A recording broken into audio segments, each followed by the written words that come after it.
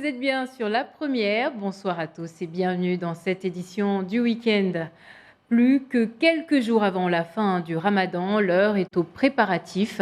Et c'est justement en vue de l'Aïd el-Fitr que la commune de Ouangani a lancé aujourd'hui une distribution de colis alimentaires à certains de ses administrés. Une première mise en place avec l'aide du Centre communal d'action sociale. Shafika Salimkou, Assadira Zafitseno. C'est dans la cour de la mairie que la préparation des colis se fait.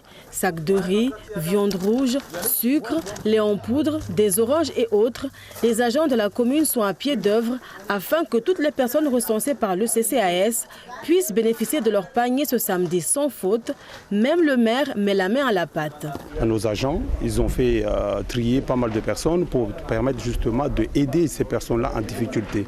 Difficulté, ceux qui n'ont pas de ressources, ceux qui n'ont pas de famille pour les accompagner, qui n'ont pas de retraite, tout ça. Donc on a réparpillé pour trouver comment faire pour qu'ils puissent bénéficier un peu d'aide pendant le mois du Ramadan.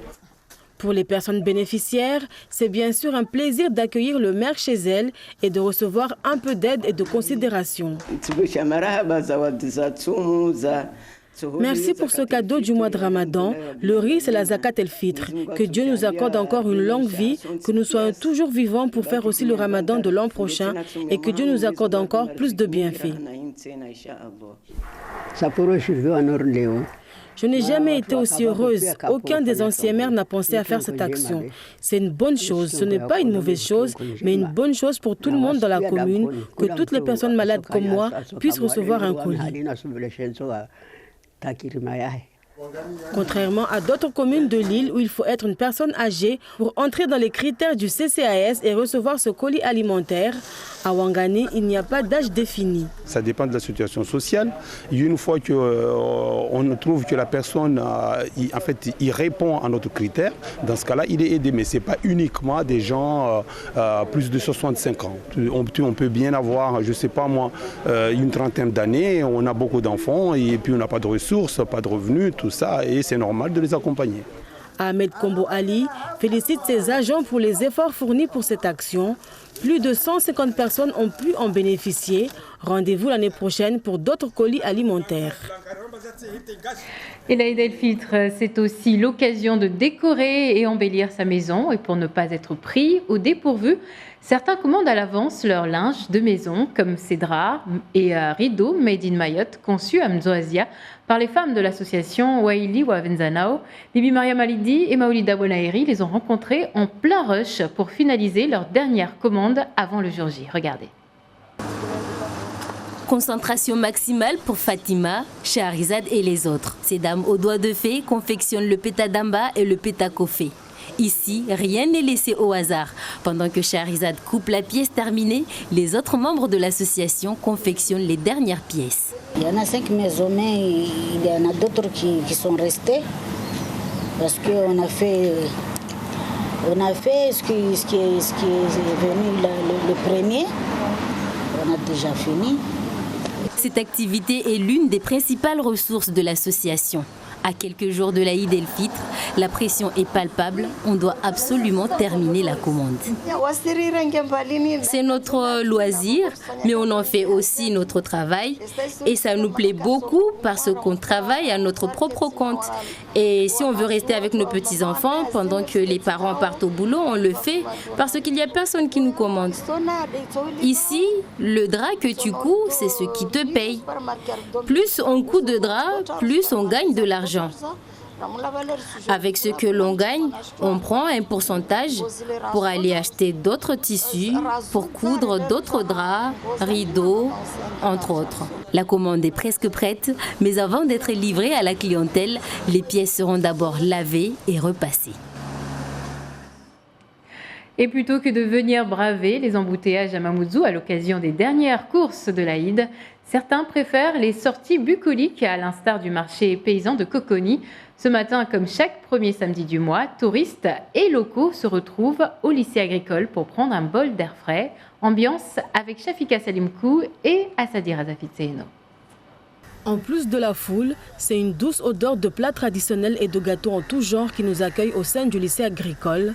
Pendant que certains profitent de l'occasion pour goûter les mets, d'autres sont plus intéressés par les fleurs, des fleurs qui se vendent plutôt bien selon Clément Rollet. Je vends, comme vous pouvez voir, des plantes aromatiques, plantes ornementales et fruitières. Les gens sont quand même assez intéressés au niveau des plantes et vu que c'est un rendez-vous qui est tous les mois, les gens se préparent pour pouvoir acheter au marché de Coconi. Un marché de Coconi qui fait aussi le bonheur des personnes qui sont de passage à Mayotte, à l'instar de Leslie et Heidi.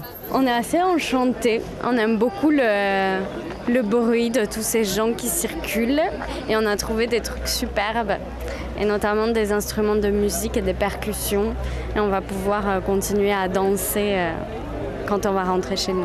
On a goûté pas mal de spécialités. Alors pour l'instant, on ne sait pas encore refaire les spécialités, mais peut-être qu'on va essayer de s'infiltrer dans certaines cuisines pour essayer d'apprendre quelques spécialités locales. Charman est quant à lui un habitué du marché paysan. Il y trouve souvent ce qu'il cherche. J'essaie de venir pour voir, il y a des choses qu'on n'a pas forcément côté chez nous là-bas, donc c'est l'occasion pour nous de trouver des produits locaux, un peu de tout quoi. Au premier samedi du mois de juillet, vous pouvez aussi aller flâner au marché paysan de Coconi. Parlons maintenant de ce phénomène mondial qui touche aussi notre île, la montée des eaux liée au réchauffement climatique. Au nord-est du Brésil, dans les grandes forêts côtières de mangroves, le niveau de l'eau monte à cause du changement climatique et les pêcheurs locaux sont les premiers touchés. Tout l'écosystème dont dépendent les villages sur la côte est menacé. Il y aurait 2 fois moins de crabes qu'il y a 10 ans dans les marais. Les explications de Brett Klein. José da Cruz travaille dans la boue de ces marais de mangroves depuis 36 ans. Grâce aux crabes et aux huîtres qu'il y trouve, il gagne sa vie et nourrit sa famille. Mais la température et le niveau des eaux montent, tuant des espèces marines. Il ramasse 2 fois moins qu'il y a 10 ans. Les mangroves souffrent et moi je souffre avec elles. Ce n'est pas que moi. Il y a beaucoup de pêcheurs qui comptent sur les marais de mangroves pour trouver ce qu'il faut pour nourrir leur famille tous les jours. Da Cruz ramène jusqu'à 60 crabes au village tous les jours. Sa femme prépare des huîtres. Mais dans la région, on détruit des mangroves pour construire afin de satisfaire la demande touristique. Au moment où il faut réduire le niveau de dioxyde de carbone, les forêts de mangroves sont essentielles. Et nous avons besoin d'une barrière pour réduire l'impact sévère de ce qui vient de l'océan. Selon Da Cruz, l'eau aurait avancé de 3 mètres sur la côte. Il sait que l'écosystème est déséquilibré. Il demande un peu de respect. Je n'ai pas fait d'études. Je ne sais ni lire ni écrire. Mais j'ai une chose, le respect pour la nature. Il faut respecter la nature, puisqu'elle nous respecte. C'est peut-être aux hommes et aux femmes qui ont fait des études de trouver des réponses au réchauffement climatique. Mais dans l'attente de solutions, José da Cruz continue à ramasser des crabes dans la boue de la côte de Bahia. Et on termine sur une note sportive avec cette bonne nouvelle venant de l'équipe de France féminine de football. Les Bleus ont rassuré leurs supporters lors du match amical France-Chine. Hier, la rencontre s'est achevée sur le score de 2-1 en faveur de l'équipe de France. C'est d'ailleurs la Réunionnaise Valérie Gauvin qui a ouvert le score, un résultat qui annonce une bonne semaine, de très bon augure, à une semaine de l'ouverture du mondial de football féminin en France. Voilà, c'est la fin de cette édition. Dans un instant, le journal en mahorais, suivi de votre émission, l'invité de la semaine. Nismaoudine Bakar reçoit Zainal Ibrahim, une Mahoraise qui vit et travaille entre Londres et Mayotte. Très bonne soirée à tous.